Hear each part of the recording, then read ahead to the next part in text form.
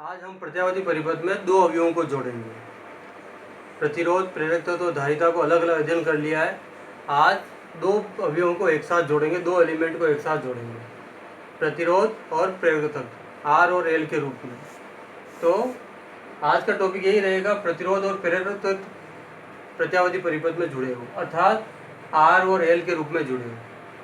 प्रतिरोध आर से व्यक्त किया जाता है, प्रेरक तत्व एल से व्यक्त किया जाता है। तो ये इस प्रकार से सिंबल, ये प्रेरक तत्व का सिंबल है, ये प्रतिरोध का सिंबल। तो एल और आर को श्रेणी क्रम में प्रत्यावर्ती के रूप में जोड़ दिया गया, प्रत्यावर्ती परिपथ में जोड़ दिया गया। अब धारा प्रवाहित होगी तो यहाँ वोल्टता उत्पन्न होगी। कौन सी वोल्टता उत्पन्न होगी? वीएल के रूप में या वीआर के रूप में। वोल्टता यानी वी और सिंबल में लगा होगा आर है तो आर लगा दिया, एल है तो एल लगा दिया।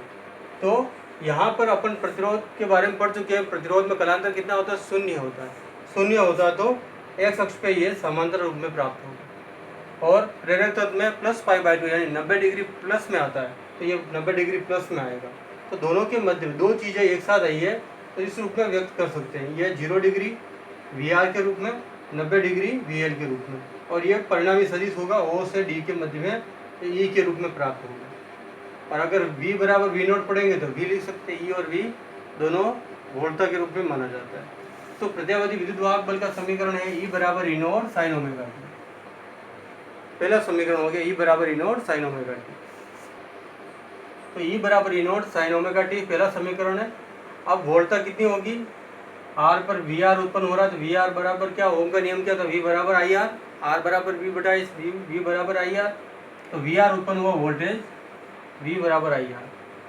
L पर VL के रूप में उत्पन्न हो रहा है तो क्या होगा? VL बराबर IR की जगह क्या लिखना? प्रतिघात पढ़ चुके हैं तो R नहीं आएगा, यहाँ प्रतिरोध के रूप में XL के रूप में प्रेरक तत्व प्रतिघात आएगा। प्रतिघात भी प्रतिरोध के रूप, तो यहाँ IR आया था, यहाँ IXL आएगा, है ना।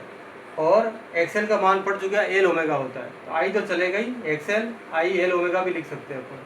अब ये त्रिभुज बन रहा है, त्रिभुज OAD के रूप में। ये परिणामी दो लंब डाल दिए, ये 0 डिग्री पे और ये 90 डिग्री पे, ये 0 डिग्री पे, ये 90 डिग्री पे, तो एक त्रिभुज बन गया है।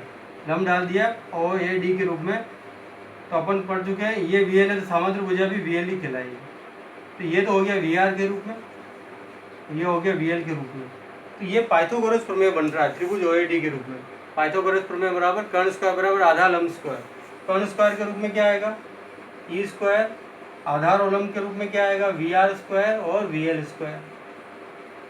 तो E बराबर क्या आ जाएगा? अंडर रूट में लिख देंगे VR स्क्वायर और VL स्क्वायर। ये दोनों मान यहाँ रख दो, क्या आएगा? E बराबर VR का मतलब होगा IR, कोष्टक में लिखे इसको, और VL का मतलब क्या होगा? IXL। इसको कोष्टक में लिख के हल करना है। तो ये लिख दिया अपन ने IXL के रूप में। ये मान IL ओमेगा बाद में पुट कर देंगे। अब इसको हल करते हैं, क्या आएगा? E बराबर अंडर रूट I और R अलग अलग है, I और R साथ में नहीं, I अलग है, R अलग है। तो I का स्क्वायर अलग, R का स्क्वायर अलग, I का स्क्वायर अलग और XL का स्क्वायर अलग। I स्क्वायर कॉमन है, कॉमन ले लिया, अंडर रूट में रखो I square R square plus XL square. I square common ले चुके तो बाहर ट्रांसफर कर दो, I स्क्वायर का I हो जाएगा, R स्क्वायर और XL स्क्वायर।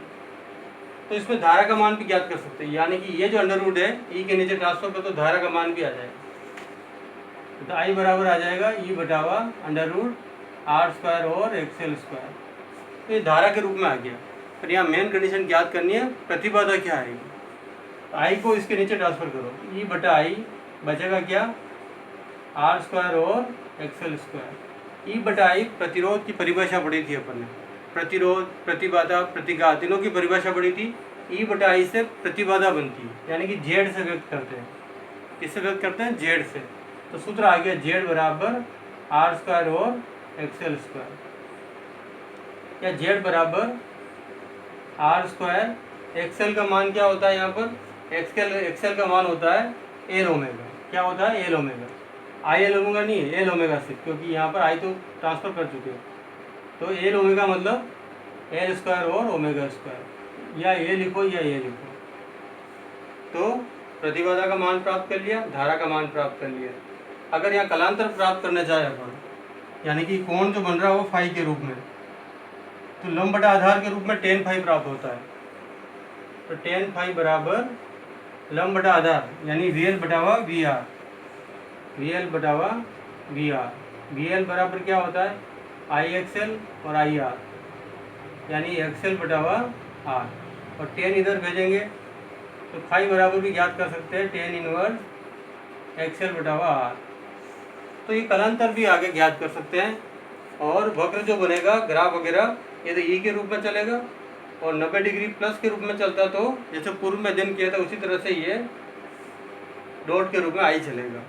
ये यहाँ से स्टार्ट करना है, ऊपर से नहीं, यहाँ से स्टार्ट होगा। तो ये तो ई हो गया वक्र, और ये साथ साथ आई के रूप में चलेगा। तो ये परिवर्तन कहलाएगा विद्युत वाहक बल और धारा के मध्य में। तो दो एलिमेंट साथ जोड़ दिए, पहले आर एल और सी अलग अलग जोड़े, दोनों साथ में जोड़ दिए। धारा प्रवाहित होगी तो वोल्टेज उत्पन्न होगा, आर से बी आर, एल से बी एल, प्रत्यावर्ती विद्युत वाहक बल, बी आर उत्पन्न हो रहा है तो उनका नियम आई आर की जगह एक्सएल लिखना, एक्सएल का मतलब एल ओमेगा। अब ये कंडीशन आ रही है 0 डिग्री के लिए, ये 90 के लिए, है ना, ये प्लस में चलता है क्योंकि एल प्लस 5/2 है, तो प्रेरक तत्व प्लस 5/2 है, 90 डिग्री धनात्मक है। दम डाल दिया तो ये पाइथागोरस OID के रूप में बने, कर्ण स्क्वायर बराबर आधा लंब square under root V R का मतलब आई आर आई एक्सएल, कोष्टक हटाएंगे तो I square R square, I square XL square, I square को कॉमन ले लिया, आई बार आ गया। तो धारा का सूत्र भी ज्ञात कर लिया। तो धारा कितनी, आई बराबर ई बटा under root R square X square. अब आई को ट्रांसफर करेंगे तो प्रतिबाधा मुख्य सूत्र के रूप में प्राप्त हो जाएगा, और इसमें एक्सएल का मान भी लिखे तो दोनों सूत्र प्राप्त कर सकते हैं, चाहे ये और ये।